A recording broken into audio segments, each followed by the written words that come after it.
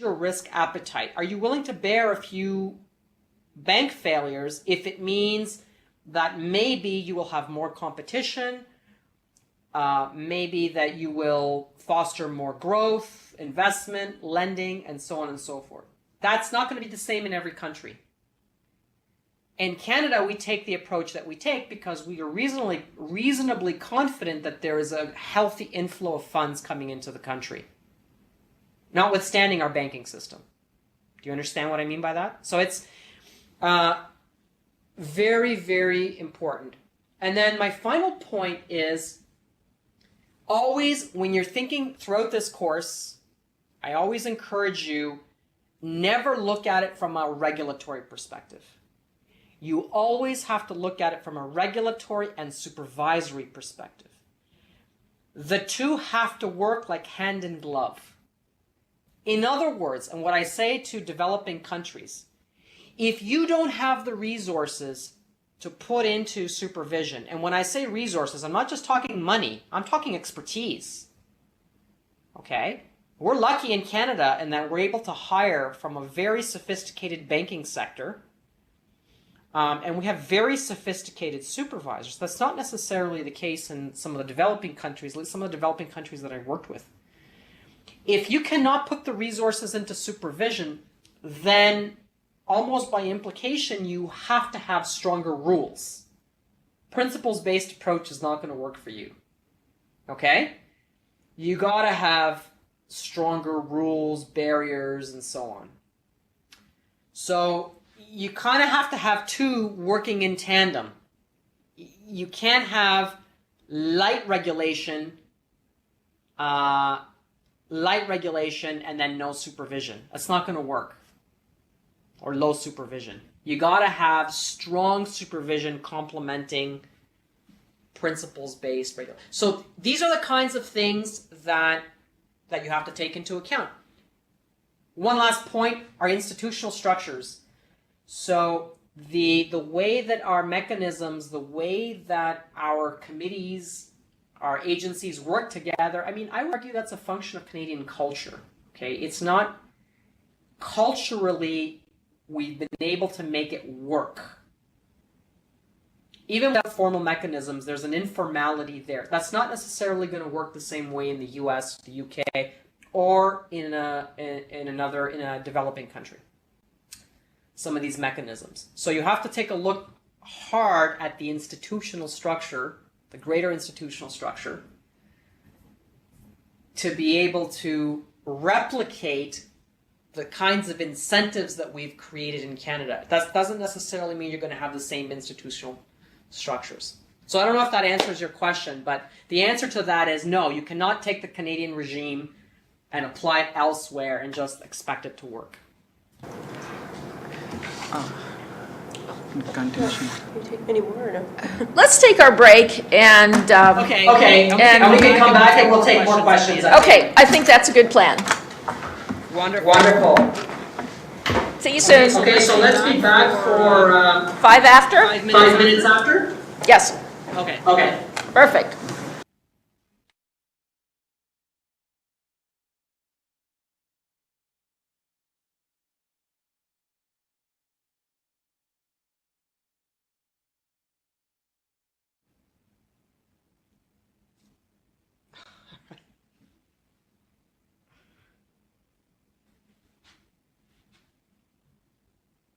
Let me know when you're ready. Great. I think we are now unmuted. We are back. Barbara had a question for you next. Yeah, sorry. Hi, my name's Barbara. Okay. Let me just compose my... Right, so I liked what you were saying at the end of your last question there about Canadian culture and how it's, very uniquely Canadian based on a lot of our history. And so I guess I had a couple questions, and the first one related to that was when you speak to other nations, how do you address those nations that are inherently a bit anti-regulatory based on their history? And so how do you kind of approach trying to bridge that issue? Because Canadians are a bit more pro-regulation than other nations. And then my second question is, earlier one of your graphs shows you charted the different recessions. it seems that they're lasting longer. Is that a coincidence, or do you think, in your opinion, we should expect that each one of these dips, despite their severity, that will be elongated over time? Those are two very good questions, I have to say. And very different, Okay, I'm sorry. Yeah.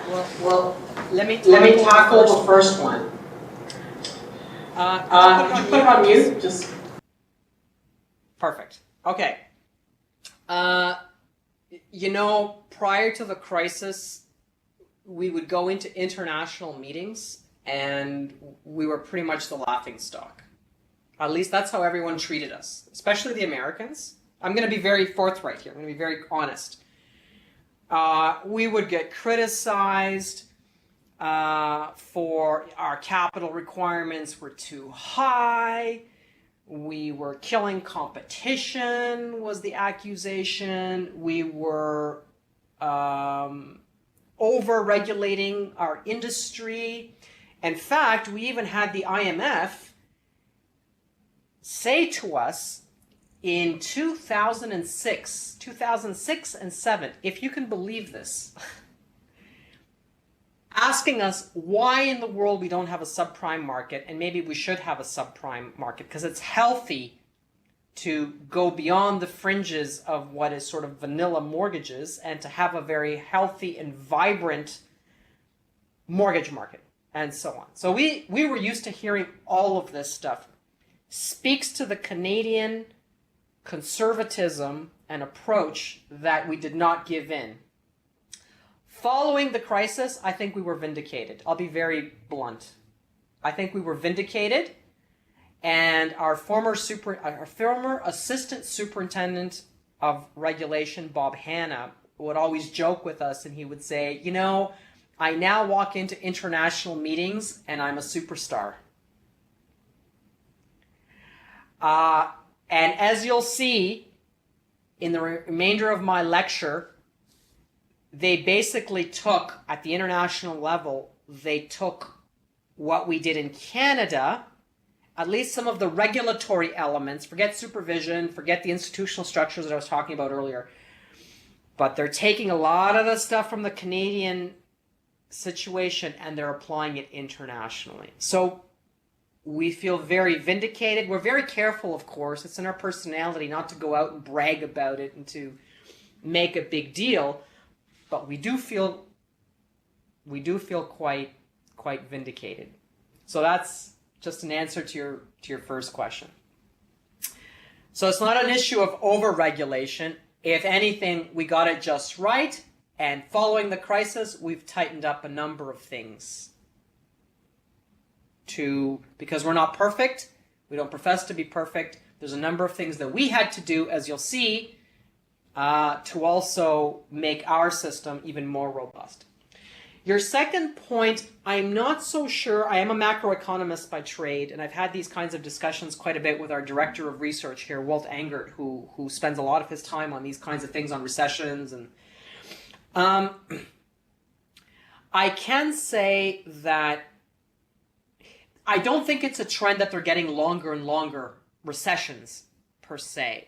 What we do know is that recessions that stem from banking crises, especially ones where housing is involved, real estate, we'll talk about that in a minute, it takes far, far longer to get through that kind of a recession and to come back to original levels of output and so on than it does for a regular sort of cyclical kind of recession. So, and in fact, if you read Rogoff and Reinhardt, really good book, This Time is Different, it's called, you will see that 5 years to 7 years is about the average length of time that it takes to get out of following a banking crisis, to get out of a recession, and to get out of that dampened kind of output. So we can say that about asset bubble inspired kind of crises. But we can't generalize it as far as the length. The reason why you see the most recent recession, the dot-com, being so long, it's not because the recession was very bad. Actually, it was hardly a recession. It was quite brief. It was a stock market crash. a lot of folks in the tech industry lost their jobs. Basically, they just went into training. So they stayed out of the job market, still were reflected in the unemployment statistics, and they just remained. It took them longer to get back into the job market because they needed new training, new skills, and so on, but it wasn't really a reflection of the macroeconomic circumstances. Okay? I'll talk a little bit more about that when we talk about sort of the macroeconomic effects. I think when I talk a little bit about the housing elements. Okay? So, the financial crisis, coming out of that, really there were 5 big themes. 5 things that we had to solve as regulators coming out of that. 5 things that we had to rebalance, if you will. The first thing, of course, is capital and liquidity, because this is the buffer. This is the buffer that allows institutions to cushion their losses, and I'll talk about that. So this is basically Basel III. The other key theme was too big to fail. Hey, we've got some big guys here that are toppling. What are we going to do about them? It's simply not feasible to keep bailing them out at taxpayer expense. So we have to think a little bit outside of the box and think of ways to A, not allow them to get to that point, first and foremost, because now we know that fundamentally a country's balance sheet backs this stuff up, especially if they're systemically important. And then B, if they do get into trouble, how in the world do we unwind these behemoths? And this is a challenge. It's the Rubik's Cube that is sort of... I don't think we've solved that yet, but we'll talk about that. The third is housing finance. As I inferred earlier, if you look at all of the major banking crises, going back to, as far back as we have sort of known history on banks, if you just look at the 1900s, if you look at the main banking crises, there is always one common denominator, and it's housing. Always. Real estate. Always. Why? Because we're not talking about $5,000 loans or $2,000 loans. We're talking about $400,000 loans, of which, individuals generally only put a minimal amount of down payment. So the equity in that loan, pretty much, let's say 90% of it is all leverage. So it's leveraged 20 to 1. 20 leverage, 1 equity. And it's being backed by a balance sheet of a bank that's also leveraged 20 to 1. So that's a lot of leverage in the system. All it takes is for people to default on their mortgage payments and it comes down like a deck of cards. Very fast. So it's not a surprise that real estate is sort of a common denominator that instigates these banking crises, and you'll see that they're much more common than you all may realize. So we'll talk about that. Fourth, before it used to be traditional banking, and we used to be able to contain these crises within a bank, but now we've realized that it's spilling over into not just the macroeconomy, but it's spilling over more broadly into the financial sector. Why? Well, it's the so-called shadow banking activities, stuff that sort of occur outside of the purview of regulators, but this is the stuff that's exacerbating and spreading. It is the mechanism by which a banking crisis in the United States easily spread globally in a matter of hours. Okay? So that's the fourth theme. And then fifth theme is who is making these decisions? Are bankers, I'll just ask it very straight, are bankers competent? Do they know what they're doing? Do the boards of directors of these financial institutions, do they know what's going on? The risks that are being undertaken. So that's the fifth theme. Capital and liquidity. Okay, so remember I said pre-crisis, the Basel II requirement was 4% Tier 1 capital. And Tier 1 was broadly defined as common equity plus a whole bunch of other stuff. It's that other stuff that we found was kind of sketchy. And under Basel II requirements, really only half of that, so out of the 4%, so 2%, had to be common equity. So the base pre-crisis was about 2%, if that, of common equity in a bank. 2%. Basel III, so we said, you know what, clearly this is not enough. So Canada was vindicated. I just want to make that point. Canada was vindicated. And not only were we not too high, but I would argue that even Canada wasn't high, as high as it probably should have been. Okay?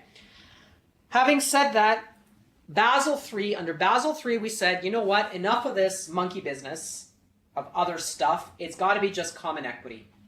Pure common equity. Stuff that can truly cushion losses, shareholders that can truly take losses when they occur. And by the way, under Basel III, it'll be 4.5%, not 2%, 4.5%, so we're more than doubling it. But it doesn't stop there. This is common equity. It doesn't stop there. We've said we're going to add a conservation buffer. So we said you need another 2.5%, so now a total of 7%, if you want to pay bonuses to your employees and if you want to pay dividends to your shareholders. In other words, no public financial institution will ever operate below 7%. So that's kind of the new minimum standard. 7%, from 2 to 7. It doesn't stop there. Then we said, during good times, we're going to force you to hold more capital. Since it's good times, we want you to put more aside. In other words, I'm being very crude here, but put more aside so that when the bad times come, you can eat it up. So it's counter-cyclical. Before, the way Basel II kind of worked, is the higher the risks, the more the capital. But what that meant was at the height of a crisis, you had to find more capital. Well, it was next to impossible to get more capital at the height of a crisis. Another way of thinking about it is that during good times, the risks are low, and so during the good times, banks had the incentive to keep their capital very low. So this counter-cyclical buffer that we've now created will do the opposite. And it'll be public authorities that will basically turn on a switch and say, you know what, we're turning on the counter-cyclical buffer because the economy is really hot. You guys are doing really well, so now's the time to have more capital. And that could be anywhere upwards of another 2.5%. So that's 7 plus 2.5, 9.5 during good times. Oh, doesn't stop there. The big guys, the systemically important ones, which I'll talk about in a minute, you guys have to hold another up to 2.5%. So the big institutions now, a Citigroup, for example, now has to hold well in excess of, say, about 12%, and even higher, according to a regulator's orders, of common equity from 2% to 12 plus. All right? 6 times more. So that's Basel III. That's been very contentious in the banking community. But regulators are holding their ground on this. By the way, it's a myth. It is a complete and utter myth, disproven many, many times, that the higher the capital requirements, the less banks will lend. There's no connection. Capital is simply assets minus liabilities. It doesn't speak to the amount of money that a bank has available to lend. It's purely an accounting equation. If you read a book by Admati, is the last name, Anat Admati, making this point very vividly, it is an extraordinary, it's not like a reserves, it's not money that's not being unleashed back into the economy. And internationally, regulators have been quick to point out the counterfactual to institutions, to banks that have been arguing that this is extraordinary and it's too high, too many costs, they say to them. And the response has been, well, you know, the costs of a financial crisis are infinitely more. So the benefits of having higher cushions and higher capital for the macroeconomy and for the system far, far, far outweigh any costs to individual financial institutions and what they might face. And that is pretty much the position of the Financial Stability Board and the Basel Committee. In other words, regulators are not stepping back from Basel III. Basel III is also going to create the first liquidity standards. So it's kind of funny that we've never had them before, but we're going to have our first dictate, the first... one other thing. Basel III is also going to create a leverage ratio. Hey, guess what country had a leverage ratio before the crisis?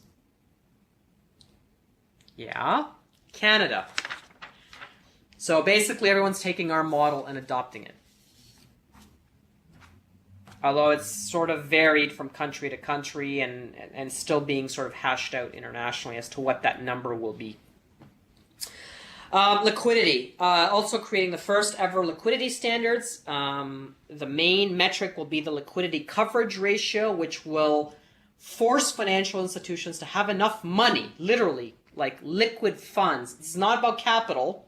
Capital is just accounting. Assets minus liability. This is liquidity. This is being able to pay your bills on a daily basis, being able to meet your obligations. And basically we're forcing banks to have up to 30 days and more of liquidity. Do you know why 30 days?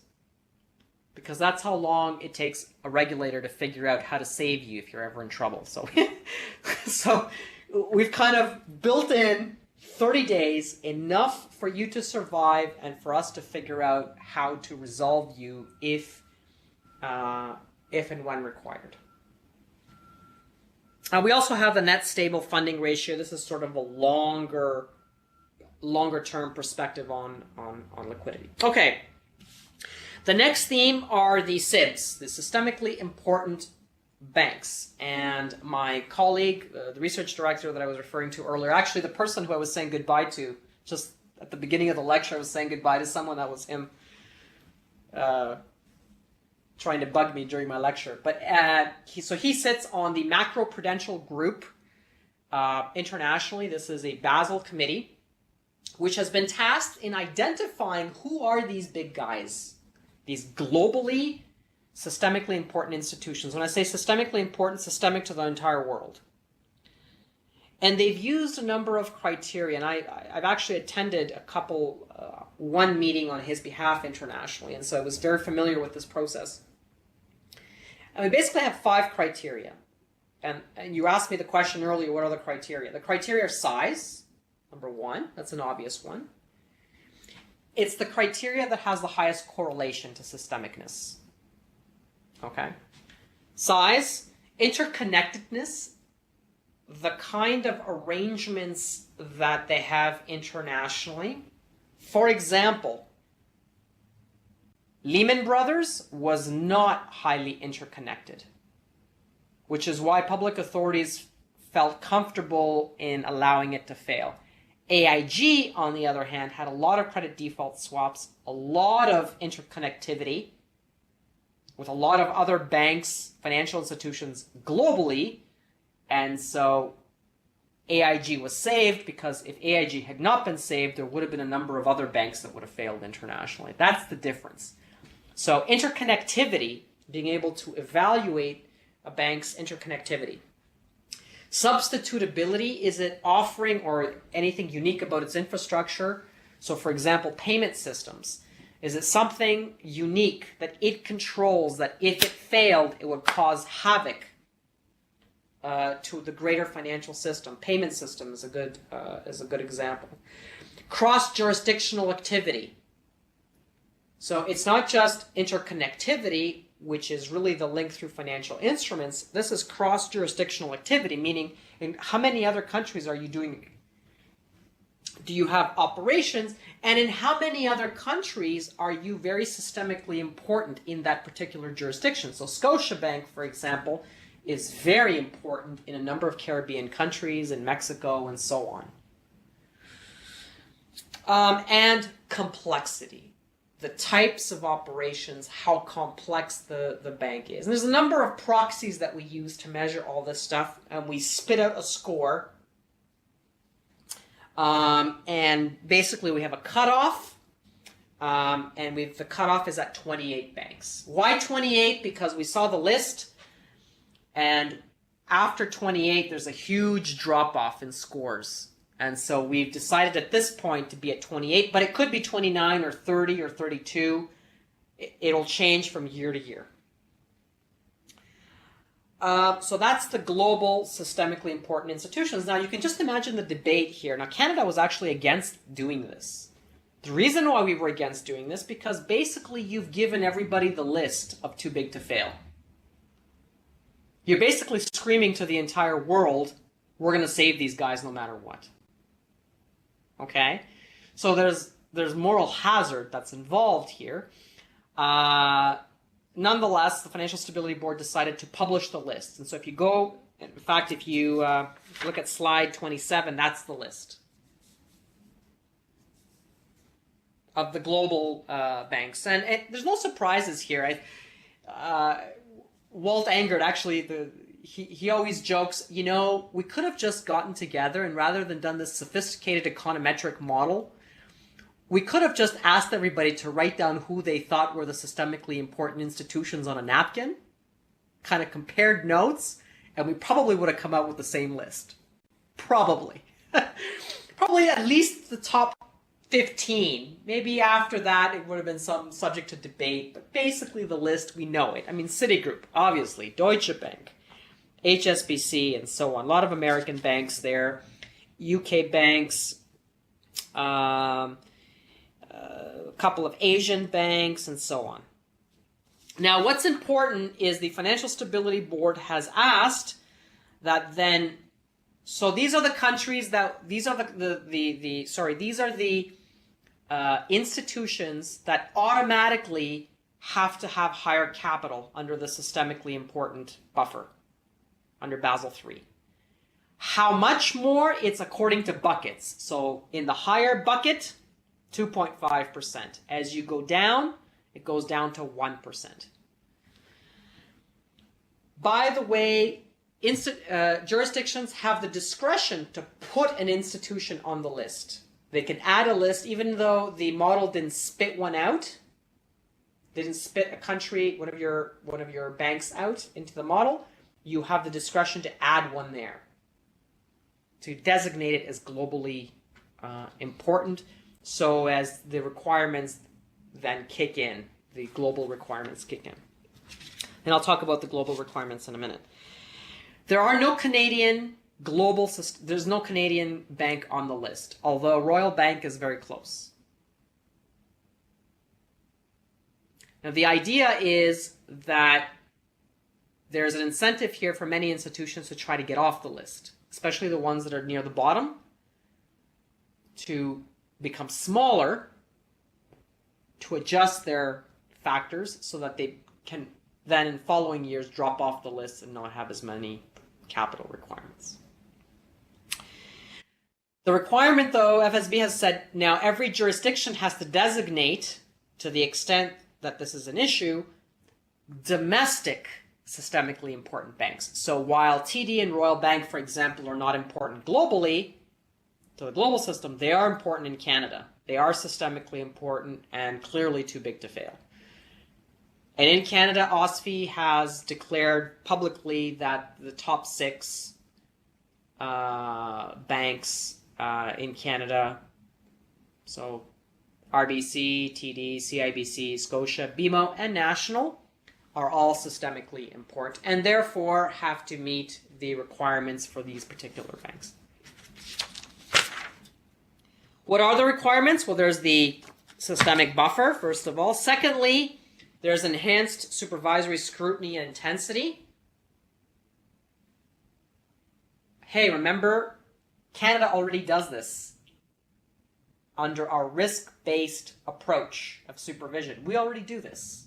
We've already dedicate more resources, heightened intensity towards the larger banks.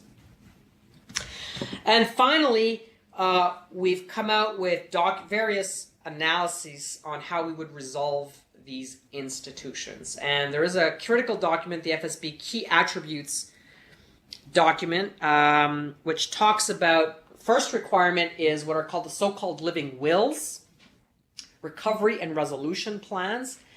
We're forcing banks to tell us how they would be resolved, how they would recover, and how they would resolve if and when they ever got into trouble.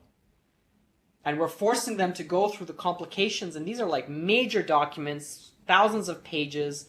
We keep it on the shelf, we review it every year. This is our game plan if we ever have to save an institution. Well, this is pretty innovative stuff. I mean, we force the institution to create it in working very closely with OSFI and CDIC. So OSFI would play a role in putting together the recovery plan. So if they got into trouble, what they would do, what kinds of operations they could sell, what are the kinds of things they could do, what's their backup plan. And then they worked closely with CDIC on their resolution plan. The recovery plan obviously informs the resolution plan. And this is an iterative process, and we make the large institutions go through this every year. I think they're on their third generation recovery and resolution plans at this point, at this stage. Also, the documents coming out of the FSB internationally, there's more discussion about bridge banks and the kinds of resolution tools. Bail-in has become a hot topic. Bail-in is basically the ability to convert bondholders into shareholders. So in the time of crisis, rather than bail out an institution with taxpayer funds, you basically bail them out from within. You take bondholders who are owed money and you convert them into shares, and basically they get diluted and get wiped out. But they take the first hit. Okay? A lot of discussion. We saw this in action actually in Cyprus. They did this in Cyprus. Who among creditors would get bailed in? Scope of the bail-in tool is subject to debate, because it may not just include bondholders. It could also include others in the liability side. So, for example, uninsured depositors. Okay, now this sounds like it's pretty intrusive stuff. Always think of the counterfactual, though. Say you had none of that. Okay? Say you just let a bank fail. Uninsured depositors are going to lose everything anyways. The uninsured depositors in Cyprus would have lost everything anyways. So the idea here is that you would basically wipe out creditors, unsecured creditors first. Hopefully an institution with this infusion of capital may still be able to recuperate and recover. If not, then the government may step in, but at least the first set of losses were taken by the right people. They were taken by bondholders and shareholders from within the institution. A lot of work being done on this. This was mentioned in the budget of 2012. That Canada was looking at doing some work in this area. So my team, as well as a team from the Bank of Canada, the Department of Finance, we're all working together and we have a working group in this area under the SAC, member of the Senior Advisory Committee, looking at this issue. Okay, housing finance. I mentioned it's the common theme among all banking crises. It's actually unbelievably appalling, in my view, that it had to take the crisis of 2008 to sensitize us to this issue. The FSB, the Financial Stability Board, was on this issue right away, one of the first issues that it tackled. And it came out with the FSB Principles for Sound Residential Mortgage Underwriting. Now, you could just imagine the people who worked on this paper. Guess who was in the room? The United States, Ireland, Spain. These are all the countries that just went through a recent housing crisis. You could just imagine the anxiety in the room. And if you look at the document, it's pretty powerful stuff. Relatively prescriptive. I mean, you will rarely see an international document be so prescriptive. And Canada was obviously at the table as well. And coming out of that experience, that really, really informed our much publicized OSFI guideline B20, which I was a co-author of. Myself and a colleague of mine wrote that guideline. But it's also there to tackle, I think, some very specific Canadian vulnerabilities, which are no secret. I mean, the media, the superintendent, the governor of the Bank of Canada, everyone and the minister have talked about these vulnerabilities. Look at slide 30. I just want to highlight how common housing price collapses are, because people seem to think, especially in Canada, that these things don't happen. Of course they happen. In fact, in Canada, it happened in the 80s. It happened in the 90s. Housing prices fell by 40% in Toronto in the mid-1990s. They have fallen by that amount in the Vancouver market as well, and in the Calgary market. I don't understand why people pretend like these things don't happen. Look at how common. These are just some of the price depreciations in various countries in the past, say, 20 to 30 years. Look at how common it is. And look at the numbers. Now, these are real numbers, I must point out.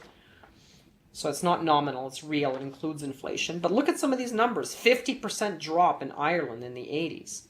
78% drop in the Netherlands. 44, 71, 47%, 52% drop. I mean, it's normal. It's common. It's not a tail event. This is not a tail event. Okay? I just wanted to leave you with that notion. Not to spook you, but it's important that regulators not be complacent about the issue. Okay? So, I'm just going to leave you with that. Slide 31.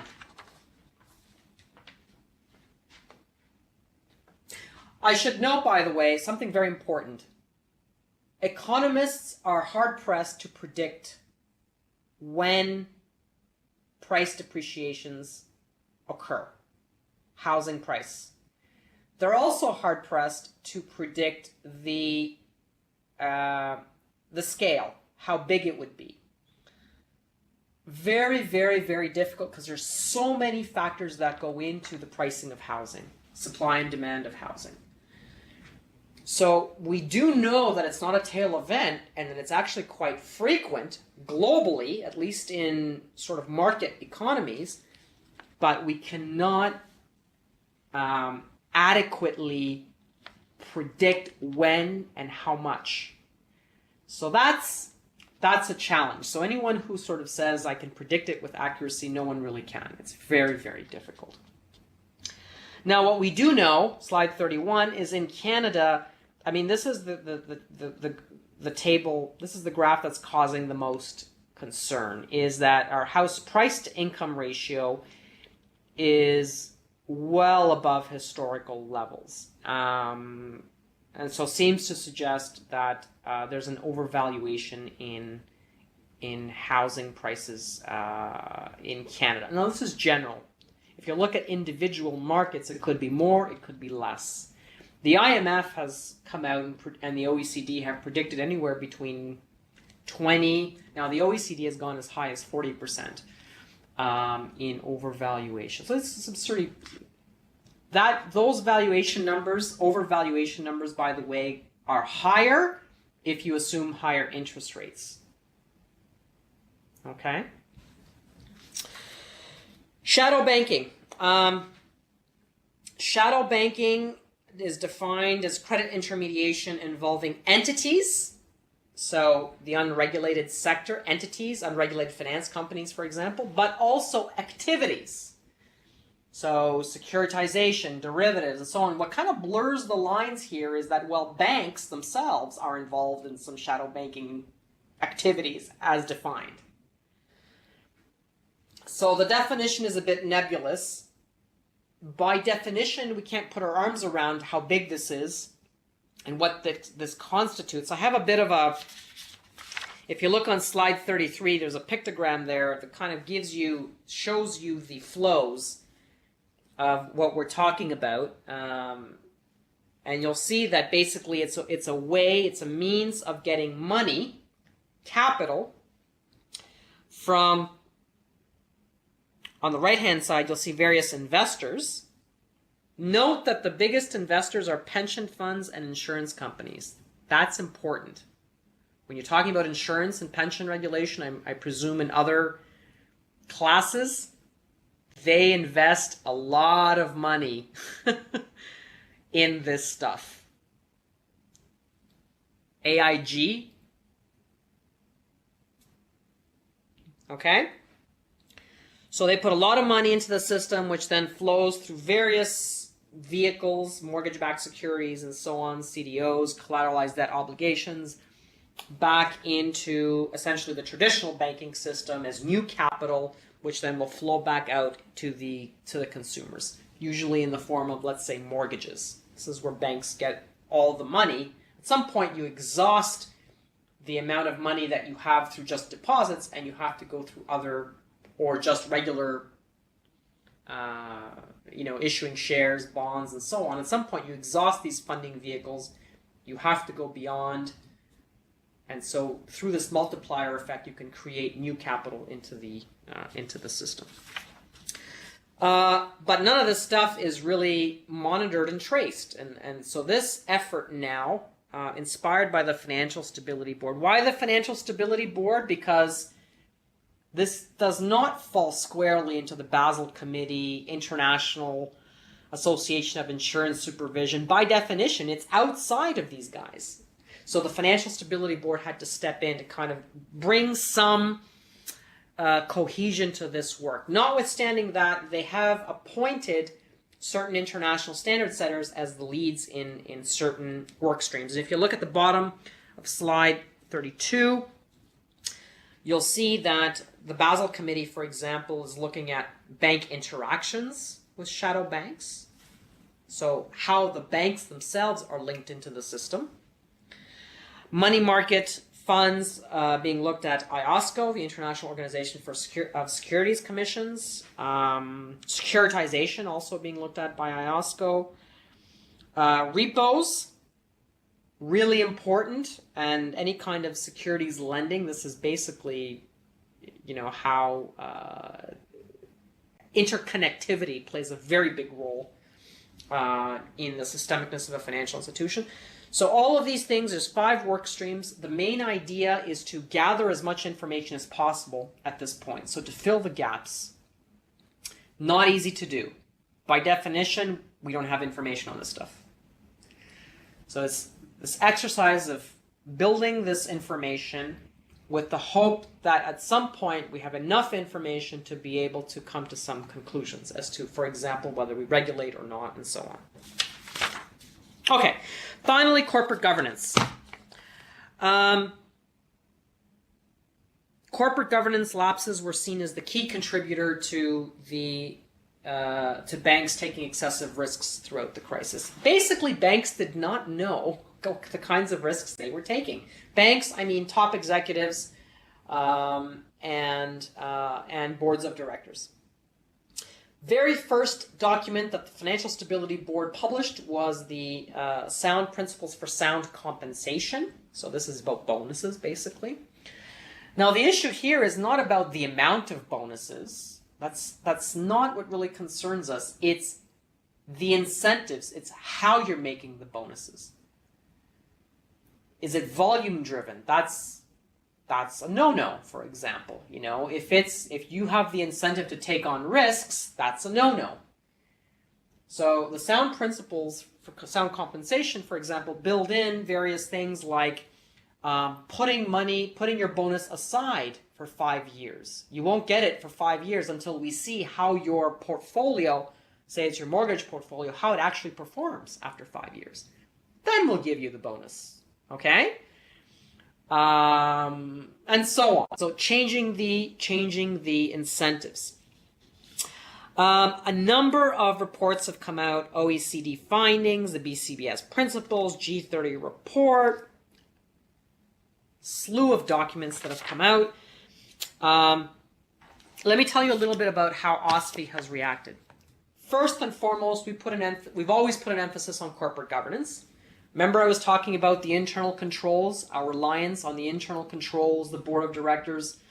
So we've always put that in place, but now what we've done is we've created a dedicated supervisory group that will look at corporate governance issues exclusively. We created that group. We're the only jurisdiction in the world to have created such a group, and we created it in 2010.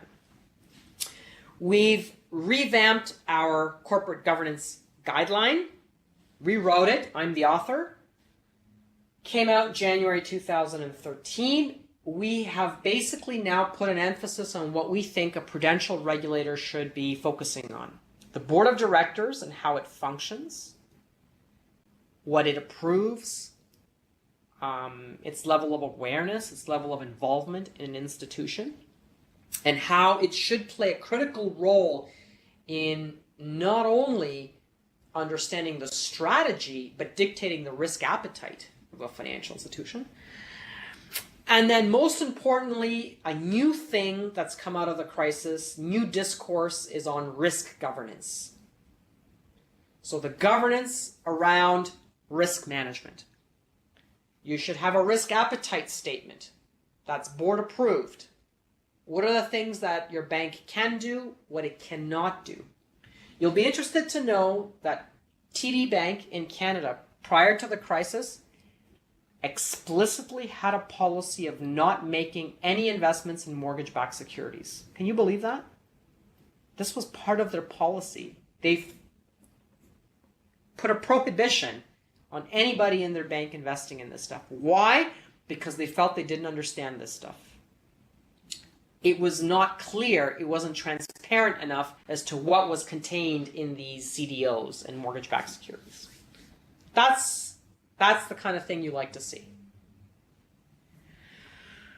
And then, more of a greater focus on the role of a risk committee, a board risk committee, and most critically of all, the chief risk officer, which now we are taking that role and we're elevating it to one of the more critical oversight and control functions of a bank. Okay? So it's a very radical approach. Corporate governance for banks is not at all the same as corporate governance for other companies, particularly publicly traded companies. Okay? Just my final thoughts. You know what? Confidence is a fragile commodity. We've learned that throughout the crisis, especially we learned that in Canada as well. Once you're in a crisis, so what we saw in 2007, 2008, it's not an issue of economics anymore. It's really an issue of market psychology. And we know that uncertainty in markets can breed fickle markets, and liquidity can dry up very, very quickly. Money markets can freeze, asset-backed commercial paper can freeze, as we've seen.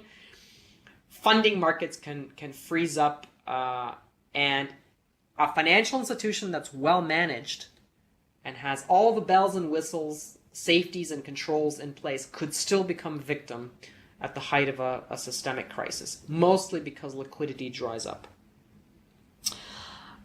We're in new territory here. We've come to realize that. The Asian crisis was kind of the first salvo. The 2008 crisis really brought this home. Financial crises are more complex. interconnected, and faster than anything we've ever seen before. So it would be naive to think that Canada would be immune to any kind of external event. We know that. If something were to happen in the EU, their sovereign debt crisis, Canada would be affected. There's no doubt about that. And no one's being secretive about that. We all know that. In other words, what this means is, despite what we think we've done right, we still have to be active on the international level to make sure that everybody else gets it right as well. And that we're at the heart of the discourse and at the heart of the debates that are occurring. And, of course, in our own backyard, we have to be very, very vigilant. Again, despite what we think we've got right. Thank you very much. Any questions?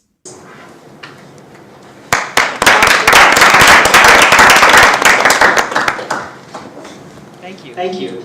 Unmute, and we'll see if there are any questions. Apparently not. It's Well, thank you very much, everyone. the lateness of the hour is winning the debates internally. Yes, yes. And we're all very sensitive to how late it is for you as well. And we're You know, it's not a big deal for me. But I was thinking that for all of you, if you're on that side and you're looking at a TV screen, at this point it shouldn't be a hockey game. It shouldn't be a